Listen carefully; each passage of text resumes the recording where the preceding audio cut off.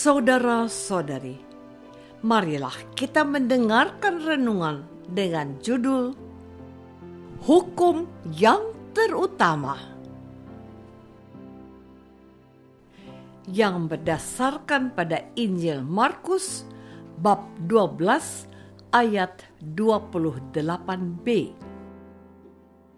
Lalu seorang ahli Taurat datang kepada Yesus dan bertanya, "Hukum manakah yang paling utama?" Dalam nama Bapa dan Putra dan Roh Kudus. Amin. Saudara-saudari terkasih dalam nama Tuhan Yesus Kristus. Kemarin kita sudah merenungkan bagaimana orang-orang Saduki bersoal jawab dengan Yesus.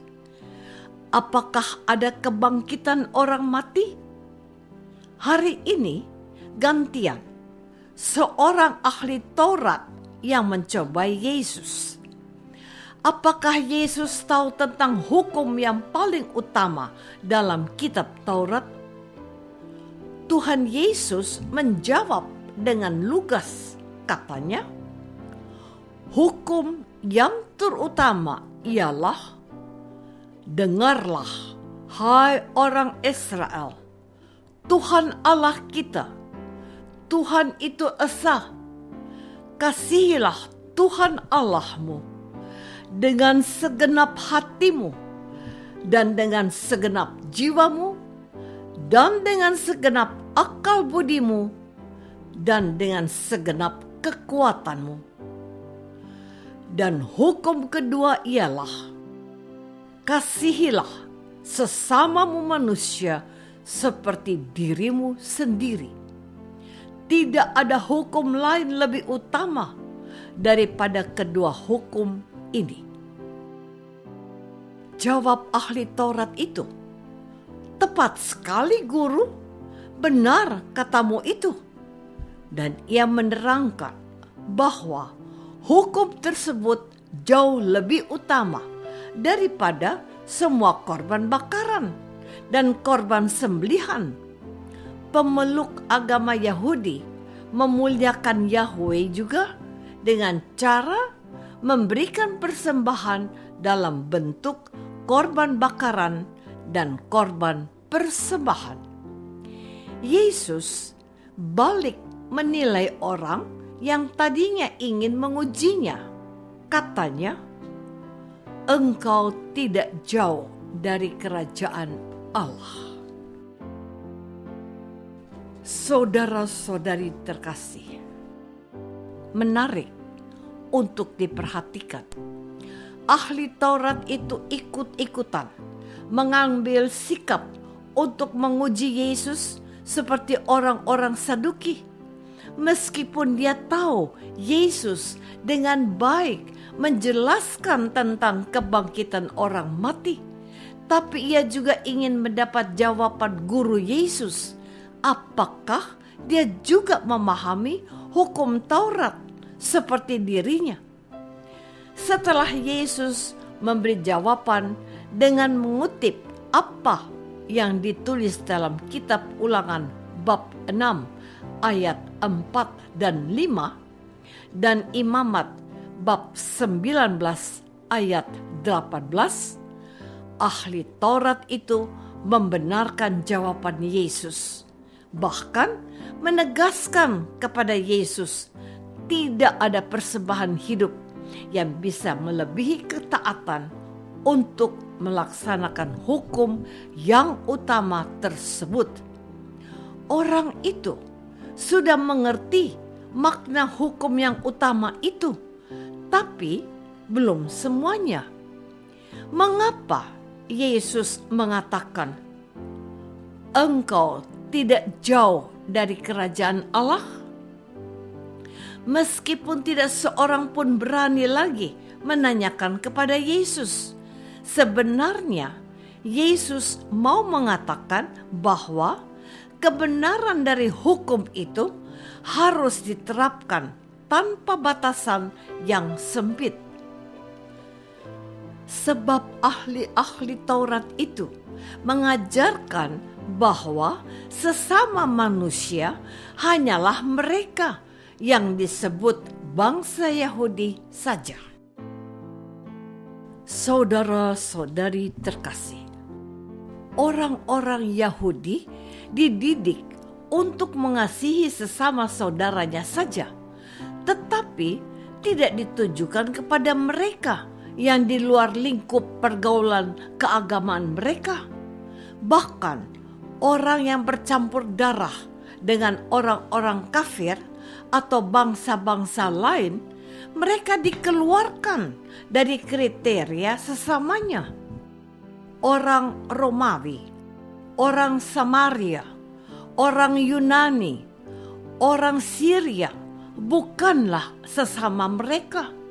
Sementara dalam pendidikan yang diberikan oleh Tuhan Yesus kepada para muridnya, sesama itu adalah semua orang, siapapun mereka, bahkan tidak dikecualikan orang yang memusuhi dan membenci murid-muridnya. Tuhan Yesus berfirman, "Kasihilah musuhmu dan berdoalah bagi mereka yang menganiaya kamu." Seorang ahli Taurat yang lain bertanya kepada Yesus tentang hukum yang utama juga. Tetapi setelah Yesus menjelaskan isi hukum yang dimaksud, orang itu masih bertanya, "Siapakah sesamaku itu?" Pertanyaan ini terkesan cerdas, tetapi sekaligus mengungkap kepicikan berpikir mereka yang sesungguhnya. Mereka membatasi pengertian tentang sesama itu. Untuk membuka pikiran orang ini, Tuhan Yesus memberikan perumpamaan tentang orang Samaria yang baik hati. Hanya orang asing yang tidak disebut sesama inilah yang menjadi sesama bagi orang yang dirampok. Seorang imam yang melihat orang yang dirampok itu tidak peduli. Seorang Lewi pun demikian. Tetapi orang Samaria itulah yang menolong korban perampokan itu. Siapakah yang menjadi sesama dari korban perampokan itu? Tanya Yesus kepada ahli Taurat itu. Saudara-saudari terkasih, sungguh menyedihkan jawaban ahli Taurat tentang siapakah sesamaku. Katanya kepada Yesus, orang yang telah menunjukkan belas kasihan kepadanya. Ada apa denganmu, teman? Mengapa engkau tidak berkata, dia adalah seorang Samaria yang tidak termasuk sesama kami? Ada pengakuan yang ditimpuki keraguan akan keyakinannya selama ini. Mereka tidak menyadari bahwa tindakan kasih itu bukanlah monopoli orang Yahudi. Tindakan kasih itu bukanlah milik eksklusif mereka. Tetapi dengan jawaban itu, Tuhan Yesus memberikan perintah juga. Sabdanya, "Pergilah dan perbuatlah demikian."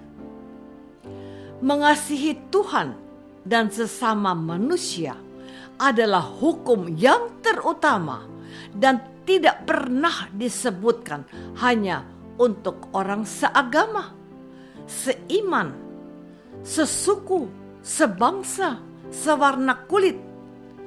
Cinta itu universal, tidak membeda-bedakan dan tidak mengucilkan. Tuhan itu baik kepada semua orang. Ia menurunkan hujan dan panas untuk semua orang. Kita pun harus seperti Tuhan, mengasihi siapa saja, bahkan yang memusuhi kita. Jangan memandang muka, harta, atau kekayaan. Cintailah sesamamu, saudaramu, istrimu, suamimu, bahkan musuhmu. Apa adanya, bukan ada apanya. Apakah aku sudah mengasihi Tuhan dalam diri sesamaku dengan segenap hatiku? Marilah kita berdoa. Bapa yang Maha Baik, kami telah diingatkan kembali akan tugas kami di dunia ini untuk mencintaimu dengan sungguh-sungguh dan mengasihi saudara kami dengan tidak pilih kasih. Bantulah kami menjalaninya berkat tuntunan Yesus Kristus, Tuhan kami. Amin. Semoga kita semua selalu dinaungi dan dibimbing oleh berkat Allah yang Maha Kuasa. Dalam nama Bapa dan Putra dan Roh Kudus. Amin.